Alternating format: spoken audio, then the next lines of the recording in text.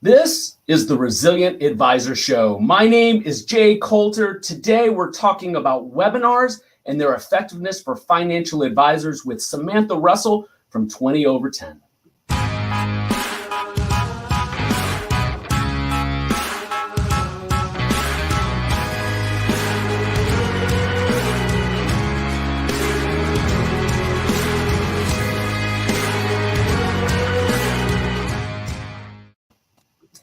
Samantha, thanks so much for coming back on the show. I believe this is your third time on the Resilient Advisor. Yes, I'm so happy to be back. And you have changed that intro since last time I was here. That's really nifty. I love it. So Samantha, I think you've evolved with the show because at first it was just a podcast. And then we had, a live stream without all these fancy graphics. In fact, I think it might have even been just a simple Zoom. And now we have this whole digital studio and graphics coming in and videos. It's evolved, but I got to tell you, here on the front end, most of my digital marketing evolution has been a result of following you and the guidance that you give financial advisors. I just copy it and use it for You are so kind. That is so sweet. Well, I think the most important thing you just said there, though, was it evolved. And where you started is not where you are today. People see other people podcasting or creating video and they think, well, if I get started, it has to look like that. And that is not the case. Start where you're at. Don't let perfect or trying to emulate what someone else is doing be the enemy of done. Yeah. Very, very well said. So today we're going to talk about webinars and their effectiveness. Before we get started, we're recording this in December of 2020. There's been some big news out of your firm, 20 over 10 and Lead Pilot. Please tell viewers and listeners what's happened. Yes. So just 2 days ago, we announced that 20 over 10 has been acquired by FMG Suite. So up until really Tuesday, we were seen obviously as competitors in the space. And now we're going from competitors to teammates. And so it was shocking news, I think, for a lot of people. But the more people digest it, the more they think about it. I've heard from so many people who initially would just send me a message like, oh my gosh. And then they, 12 hours later were like, this is so smart. So I think, the initial shock wears off and you think about what the future might hold, what the next decade is going to look like. And we are so excited to partner with FMG Suite and create an amazing future helping advisors market their practices. So I don't think I've ever told you this story, but half a decade ago when I left asset management and started consulting, primarily my focus is on the investment portfolio side, but I also try to build websites and do social media. So I thought, hey, I'm going to do this as part of my value proposition. Oh, build websites for other people. Okay. Yes. Yep. For other financial advisors and RIAs. And it's not in my core skill set. And then I finally got to the point where I just said, when people would ask, go to 20 over 10. Because it's a turnkey solution for advisors. They get results. And then I was able to point them to all my clients that had 20 over 10 sites. So through that lens, Samantha, how's that going to change when people are referring folks, advisors are going to 20 over 10 in light of this acquisition? Yes, it's a great question. And my inbox is filled with that question. So the short answer is it's not. You can still send them our way and they'll still work with our same team of designers and developers. And, there's still the FMG platform right now and the 20 over 10 platform. Of course, as we think about the future and what we want to build, we have so many ideas and scenarios. We are still very much in the discovery phase of what that will look like. But the idea is to take the strengths of both of our platforms and things that people like about them and create something new that could be another option for the future. So, it's hard. People always want to know, well, what comes next? And you don't want to spend too much time speculating. And then people go back and say, well, you said this. So we don't know. It's still very much exploratory. But as of today, keep sending them our way. We'd love to work with them. Yeah. So referring them to you is going to be a no-brainer. Sounds like the experience will not change at all, at least at this stage. One tool that you guys rolled out, was 3, 4, 5 months ago, Lead Pilot. Yes, I found advisors having a lot of success with it. In full disclosure, I do have an affiliate relationship with Lead Pilot. I've done an awful job marketing it. The reason I set it up is I had clients that were onboarding the Lead Pilot system. I kind of helped them go through the process, and man, they got results from the beginning.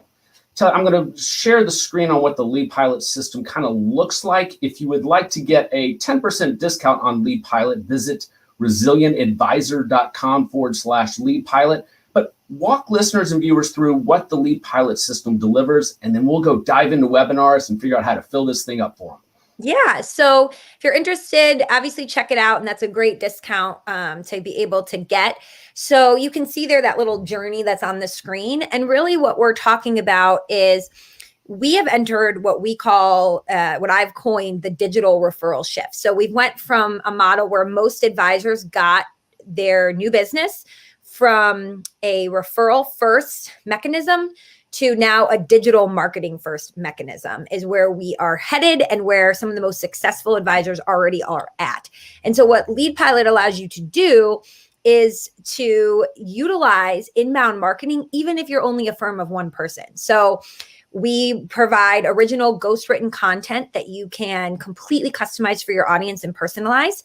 You can also upload your own content. It has got a social media scheduling tool, an email marketing tool, drip campaigns, branded landing pages. So every single member of your team can have custom messaging. It has infographics, videos. You can use all the content in there that we create. You can use all your own content. You can collaborate with your team. Then with every lead that comes in or prospect, you also get intel on them. So where do they live? How old are they? We scrape the internet for publicly available information to arm you with a lot more information about that person. You also see what they're reading, what they're interested in. It integrates with tools you're already using like Riskalyze and Wealthbox and Redtail. So it really is a amazing lead generation and communications platform for advisors. Yeah, and I do a lot of work with Wealthbox. The integration there is great, and it really creates a seamless experience for the advisor, even if you are not tech savvy. Well said. So, Samantha, we're going to talk webinars. I've never done a webinar. About a month ago, I had a client ask me to come and present on a webinar to his client base. So he's a financial advisor. He works with small business owners, and he wanted me to present my leadership system. And I said, sure. And then he assumed that I had a platform and a way to do it. And I've never done a webinar. I've never seen the value in a webinar for me as a consultant to financial advisors. And I think I'm wrong about that. And so what I found is I didn't have the tools and resources. It seemed a little overwhelming at first. And so as we go through this process, I'm going to be learning like I always do in our interviews. But my takeaway when I started digging under the surface, advisors are getting results with webinars. So let's set the table here. Why do advisors need to do webinars? So it's sort of like asking, especially now in our post-COVID world, why would you do events? 5 or 10 years ago, if people would say you should do events and you'd say, why? It's the same mindset. It's a very low-hanging fruit way to get people exposed to you, to the value proposition you can offer, to your expertise. They don't feel like it's going to be a sales pitch. They don't have to sit across from you at a table and feel put on the spot about, do you want to work with me? Do you want to sign these papers right now? It's a way for them to come and to learn and to not feel like they have to make a decision. They're not going to be put on the spot. So we like that as human beings. We don't want to have to deal with another sales pitch, right? So the great thing about webinars, though, versus live events is that there's so many aspects that make them more useful of your time because you can repurpose them in so many different ways. So what I mean by that is you can record a webinar once, then take that video recording, put it on a website, a blog, gate it. So what I mean by gated is only if you give your email can you watch it. So you can collect further leads in the future. You can also take the entire transcript and transcribe it on your page. So from an SEO perspective, if your webinar is all about capital gains taxes and you are talking all about that, now that's becoming great content from an SEO perspective that's on your website. You can also have guests. So, when you talk about centers of influence, it's a lot easier to, make a connection and cross promote things when you can say, hey, come join me on this webinar. You can promote it to your audience. I'll promote it to my audience and we can each share our expertise. And then finally, it's really easy to see who the most engaged prospects are. You can see who asked the most question, how much time did they spend in the webinar, how attentive were they? And you can determine who your warmest leads are. So for all of these reasons, I'm really bullish on webinars. Yeah, and your business started leveraging webinars in the early days, and you found a lot of success. Didn't you? Could you speak to that? Yeah. We actually, it's funny, the 20 over 10 was definitely a startup, a small startup, and we did not have a big marketing budget. So much of what I have utilized as a marketing strategy was just being scrappy, making do with what we had. And so webinars were a really cost-effective way to do that. I knew I had expertise that I could share about how our firm could help. So I thought, let's put it out there. Let's share this knowledge with people. And we'll, at the end, tell them if you want to learn more about how we can help you with our tools, stay on for 5 minutes and we'll share that information. And people loved it. And when we first started doing it, we would get maybe 30 or 40 people to join. And we were so excited. Those are 30 or 40 highly engaged prospects. Now we get about 800 people that come to those events. And it's really a mixed bag. We still get lots of our current clients who come every single month, as well as people who may never want to work with us for various reasons. Maybe they can't because their broker dealer, requires them to use a different tool, or for whatever reason, maybe they're not the decision maker at their firm, but they're still learning. And we've built such an amazing community. And that's the other thing about webinars. When you get a group of people together over and over again, it starts to be like this family, and you build these mega supporters. And we have built mega supporters who love 20 over 10 and Lead Pilot and our brand because of the engagement we provide through those webinars. Wow, you sold me. All right, so the best part about all the work that you put out is you make it simple enough that you can execute on. And whether it's something that a video you're producing that you have on social media, your webinars, or your blog post, they're very easy to understand and then execute. So I'm sharing a screenshot of a blog post right now that lays out your simple 4-step process to executing on successful webinars. If you're watching this live right now on social, I'm actually going to post this on all of the sites, and it will be in the show notes. Samantha, walk us through this 4-step process for successful webinars. Well, thank you for pulling this up because I had it pulled up on another screen. So now I don't have to do that. So the 4 Ps, we try to come up with acronyms or, different ways to help us remember things, and hopefully it's useful for you all as well. So the first P is prep. So this is very simple things like choose a time when your audience is most likely to show up. For us, working with financial advisors, we find Thursday at 3 p.m. Eastern is a golden time, and we catch a lot of people at that time live. Samantha, I'm curious, why do you think it's Thursday at 3 p.m.? So there's been a lot of studies that show Wednesdays and Thursdays are best because Fridays, a lot of people have checked out. Early in the week, people are accomplishing their biggest to-dos. So Wednesdays and Thursdays tend to be best in general. I think for a lot of advisors, oftentimes you're the queen or king of your own domain where you set your own schedule. So by the end of nearing the end of the day, you have a little bit more downtime. And so you're, you preload your meetings earlier in the day and so later in the day. And that's just what we have found.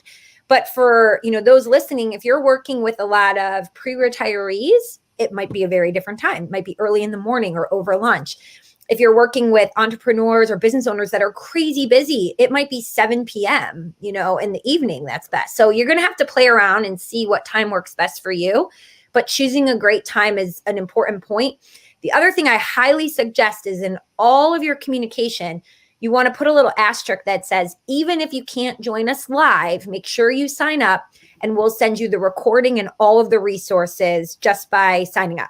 So that way you're going to get a much bigger registrant list than somebody who just says, oh, I can't make it that time. So then they don't register. Yeah, no, I probably have watched 80% of the webinars that I've watched recorded after the fact as opposed to live. And what's interesting, just as an aside for listeners who are generally financial advisors, I find organizations like the CMT Association do them at 8 o'clock in the morning Eastern time. And then there's a group out there, Michael Guyad, who's been a guest on the show. He has something called the ETF Think Tank, and they do it at 5 o'clock. But they're servicing financial advisors, and it's the thought there, Samantha, that's a more optimal time for them. But for the advisors that want to go serve the retail clients, 3 o'clock, Wednesday, Thursday. Yeah, again, you got to know your audience. The other thing is we've really started to build a much bigger audience of not always just the advisors themselves, but an admin or somebody who's tasked with running marketing at the firm. And so it is their job. And so they can block up their calendar and show up because they know they're going to get valuable information that's going to help them do their job better. And so they can make time for it. So again, it's really about knowing your audience and playing around with when you think you can catch them. Makes perfect sense. So that's like the first part is prep, choose the date, choose the time. Make sure also that you have the right tools. We use Zoom. We keep it really easy. And something that some people don't realize. So let's say you have the 500 account Zoom webinar plan. So that means once you hit 500 people in the webinar, anybody else will be locked out. That doesn't mean that once you hit 500 registrants, you can't sign anyone else up. So we actually just have the 500 person plan. And we'll usually sign up 800 people per webinar, but usually only about half will actually show up for any webinar you give. So, we have 400 to 500 show up, nobody's going to get locked out. So you don't necessarily need the plan level for the number of registrants. You need it for about half that, because 50 to 60 people will show up live. 60% of people will show up live. Okay, so 50 to 60% show up live. Having people blocked out, I think, would be a good problem to have. I think most advisors would be okay with that. Maybe, although you will get some. One time when the pandemic first started and Zoom was experiencing just such a surge of new activity, there was some mix up, and our account, for whatever reason, locked people out at 100 people, and people were not happy with that. So I would suggest not having that happen if you can. And make sure you have a big enough account. Let's go on to the next P, promotion. Yes. So what I find with any kind of content is that people spend, 80% of the time creating the content and only maybe 20%, and that's probably being generous, promoting it. And really, you're doing such a disservice, because somebody seeing your email once or your tweet once is not enough to get a high amount of registrants.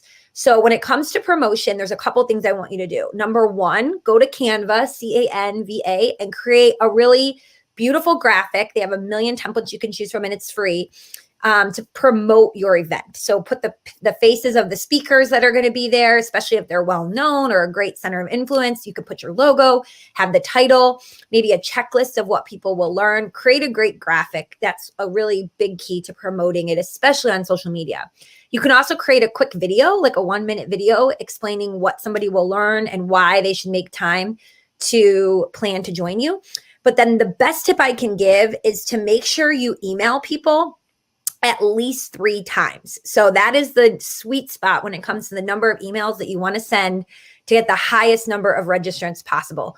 We typically like to email people out anywhere from a week and a half to 2 weeks before initially, and then a couple days before, and then the day of. And we find that we will get the highest number of registrants that way. So a digital promo card, a video talking about the benefits of attending the webinar, and then 3 emails. Yep. And if you have a center of influence or a partner joining you, you're going to get double the bang for your buck, because then their audience and your audience are both going to be exposed, and you can tap some of their audience and they can tap some of yours. So the more you can team up with others, the better. Excellent. So while you were talking, Josh Taffer from Mississippi chimed in about your 500 attendees, and boy, I agree with him. 500 seems crazy.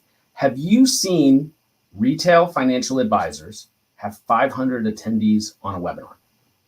No, I have not.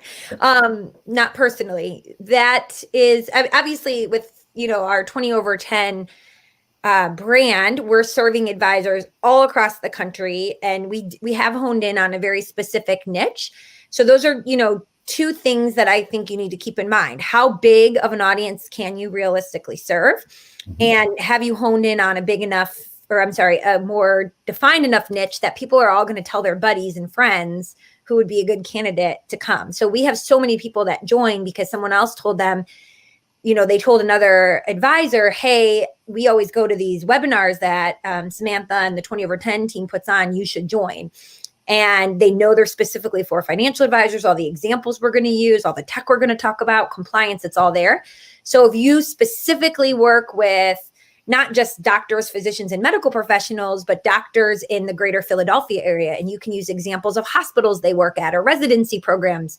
You're going to get more people telling their friends, but your footprint of who you can invite is going to be more limited because of the geographic area. So worry less about the total number of people and more about, is it niche down enough that everybody on is going to feel like you have so much pertinent information to share with just them and it's not too general or broad. So then what would be a good baseline number? And I know I'm putting you on the spot here to set expectations that an advisor, if they execute on this and they have a developed market, and I know it's different for every advisor in the brand that they've already started, but is a 10-person webinar worth their time? Absolutely. Imagine if I said, can I get you 10 meetings with prospects? Is that worth your time? That's basically what it is. I mean, they're in the room with you, listening to you talk and can ask you questions. I don't know who would pass up the opportunity to talk to 10 people. And even though we still have lots of webinars, where we have hundreds of people, I'm often asked by smaller up and coming groups, women in insurance. I can't think of the exact name, but different groups where sometimes they might say, hey, we're new to this. Our organization isn't used to webinars in the format. So we might only be able to get 20 people to come. I will still do it. Absolutely. Because that's 20 people that have never heard of us before that are now sitting there and listening. So no audience of interested prospects is too small, in my opinion. Excellent. Just like in the pre-COVID world, if you had an opportunity to present somewhere to 5, 10, 15 people, you'd want to take advantage of it. Right. Absolutely. Well, all right. The fourth P, presentation. What are your tips for advisors executing? Okay. So once you've got your, topic laid out, one of the things that I see people doing over and over again is they just take words and they put them up on the screen. Well, that's a terrible approach. What you want to do is use as many examples or graphics as you can to illustrate your point. So share stories, share examples, the more, the better. And if you're just talking about something and you're like, I don't really have a great visual, then get rid of the slides and just talk. So you can certainly put up some key stats or numbers, or maybe if there's like, you must do this by this date in order to qualify for X, like have those key dates up there. But you want your presentation to be engaging, not distracting. And when you're just, what I see a lot of people doing for all intents and purposes is having bullet points that are just their talking points of what they're going to talk about. And that's what we want to stay away from. So again, talking about Canva, they have great presentations you can use, but think about ways that you can make it look great on the screen, including examples as much as you can, or even just like stock photo images with text to the left of it, just to give the eye something to make it more compelling. And I suggest keeping the presentation between 20 and 30 minutes in terms of length. So that gives people ample time to ask questions. And also that's about how much time typically we can handle digesting new information before it starts to just be overload. So have you seen a tool called Prezi? Przie? Yes. Would that be a good tool to use in a webinar format? To be completely candid, I've never used it before myself, but I know people using so many different, that is an option. I know people love Keynote, which is another presentation. I mean, whatever you want to use that you're comfortable with, that's fine. You can just do a Google search like best presentation slide deck maker. And there's so many free options. Just make it look good. And again, that's going to be a moving target. Your first one's never going to look as good as your 40th one. But you want to start off with that being an important point from the get-go. Excellent. Any other thoughts on the actual presentation itself? The only other thing I would say is don't make it a sales pitch, right? You want to get people to stick around as long as possible. You want to give away your best information that you can pretty much for free. So the idea being that even if you give away 99% of what you know for free, probably only about 1% of people would ever go implement it on their own without your help. So don't be afraid that you're giving away all this gold information. Don't make it a sales pitch. Really keep it educational. And then people will tell their friends and their colleagues and their loved ones about how great you are. And you'll get more people coming back the next time. Yeah, that's gold. And that's the whole aspect, even on social media, of giving and giving and giving. It's amazing. I give away my whole program. You just have to go execute it yourself and pay me for the actual execution part of it, for the most part. So great advice. Let's move on to the fourth P, which is post. So post webinar, this is the part where I think a lot of people fall off, and that, just because somebody came and attended a session you did once doesn't mean they're ready that day to work with you. But a lot of people feel like it's all or nothing. Either they're going to sign the papers and become a client today, or they're lost forever and I lost the opportunity. And really what we want to do is create a mechanism to drip on them over time. So think of like a faucet. You don't want it to be on full blast where it's just a stream of water. You want to be dripping on them very, very calmly over time so that you stay top of mind. So that's where a tool like Lead Pilot is so great, right? Because what you can do is you can create, November 30th webinar on this topic and put all of the people that attended into a segment in the software. And then you can just say, okay, over the next 7 weeks, these folks are going to get one email every 10 days about a pertinent topic related to what we talked about. And the call to action at the bottom of each email will be, if you have questions about this strategy, feel free to book a time on my calendar. So it's not being pushy. It's not, trying to, again, to have a sales pitch as much as continue to provide helpful information after the webinar is over and drip on them so that you stay top of mind. And one other thing you can do, again, is go back and look. Like Zoom will allow you to look at everybody who signed up, who attended versus who didn't attend. And I suggest sending everybody, whether they attended or not, the recording of your webinar.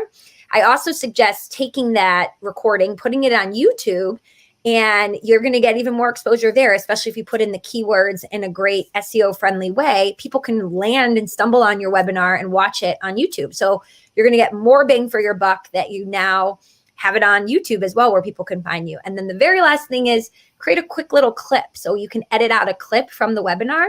We usually do like a 1.5 minute takeaway, and you can post it on social media to show one of the great lessons that you shared and say, hey, if you missed it, here's where you can go to get the recording, and then send them back to either your YouTube channel or your blog where you have posted the full replay. All right, so we've got a question from a LinkedIn viewer. Before I get to that, I want to touch on what you just said, because I saw you talk about that on, it was either an interview or you had posted something on social media. And I started doing that, maybe about a month and a half ago, 2 months. Record an interview, pull out little bitty clips, repurpose them of some of the high level content that's actionable with backlinks to the full interview or whatever resource my guest was talking about. Those get more views and traction than the actual interview itself. And I have you to thank for that. It's an absolutely fantastic tool. Well, I'm so glad to hear that. That's awesome. All right. So Dave Jaslowski from Sound Financial has a question. Could you please expand on the promotional aspect of it, and particularly as it relates to Facebook ads? Yes. So to be perfectly candid, I have not had any experience either myself or with our clients seeing a huge uptick in registrants from Facebook ads. And that may be because the clients we were working with didn't have a targeted enough list of actual prospects. That would be, because again, you want to be as granular as you can on a topic. What I find works best for getting the most registrants possible is picking a great partner who's going to have an audience that is not yet exposed to you, and to have them help you cross promote it to their audience. So let me just give you a quick story. So there's an advisor that we work with in Pittsburgh, and his audience is medical professionals, but he can work with anybody in the country. And he had put together this great 30-minute presentation, a beautiful slide deck about a particular financial planning topic for physicians. He then messaged the director of these residency programs. So they have new residents coming in who have a lot of questions. They're going from all this medical school debt to becoming a doctor with a high income. And they're, what do I pay down in the debt? What are the tax strategies? All these questions.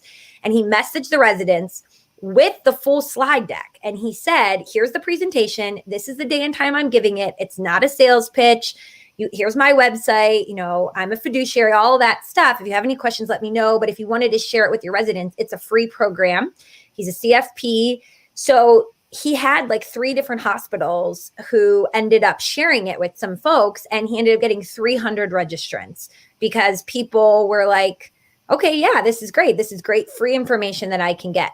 The hospital, I think, had a disclaimer like, we don't sponsor this, anything like that. But get creative with who will your information benefit, and how can they help you cross promote it? That's really what you want to be thinking about. Ads, yes, they can work, but I don't think they get nearly the impact, especially for solo firms that don't have the budget to be spending that much on the ads in the first place, as the organic strategies will. Your answer surprises me. I thought that Facebook ads were an effective way, just from what I've read, were an effective way to get people into your funnel and into your webinar. What you're saying is that that's not really the case. I'm not saying that there's not an effective way to get them in your funnel, but to get them to attend a live event is the difference. So again, and I'm sure there's going to be people who are going to be way more versed, like Facebook ad specialists, who will message us and say she's wrong and here's why. And maybe they can share their strategies. I'm just saying from my own personal experience, I have not found the ads to be as effective as the organic strategies, especially because a lot of the firms we work with are 1 to 5 person shops where the amount they can put towards the ads is not that much of a budget. So, they're not going to see the same kinds of results. Another question from Josh Taffer on Twitter. His question is around getting prospect emails and how you can acquire them. And I think the spirit of his question is, are you just sending this out to everybody you know, or do they need to register for it? What are best practices in the process? Yeah. So again, when you're first starting, we talked about what's a good number. And I don't know if I ever even answered that question, but I think, getting 10, 15, 30 people to sign up is great. And the more you do them, the more you build up your credibility, the more people you'll get. In the beginning, a great strategy would be to ask some of your clients, say, hey, I'm going to do this event. Let's say there was something about the Secure Act where it would benefit everybody that's already a client of yours. You could invite them, but also say, this is free and open to the public. So if you have any friends or family members that would benefit from this, have them join. And here's where they can sign up. And now you're going to collect all of those email addresses as well. So making it something that would be beneficial to your current clients as well. Again, it's not a sales pitch. So if you keeping in the mindset of you're not trying to sell anyone anything, it really expands who you can ask. Every single webinar we give, we have tons of our current clients that are there because it's so packed with valuable information that they can use. And then they end up pulling in friends that don't already work with us. So the more you just think about what can I share that's going to be helpful, the more people you'll have sign up. So I would say start with something where you can invite your current clients, tell them it's free and open to the public, and have them invite people. And then you'll start to build up more people. I don't want anybody to think I'm telling them not to do Facebook ads. If you want to try that, that's certainly fine. But I always suggest sort of starting with the organic options first. A lot of people want a diet, they want a quick pill that's going to make it happen overnight, that they can sort of buy their way to success. And it just tends to not work as well. So as we went through that last segment there and getting people to webinars and some of the challenges with it, it took me back to when I started my career. So I'm a Gen Xer. I started out in a Dean Witter bullpen in the mid 90s, and I would spend a month making 500 cold calls a day to try and get people to come to one of 2 seminars. And Samantha, if 10 people showed up to each seminar, that was a huge win. And this actually is no different.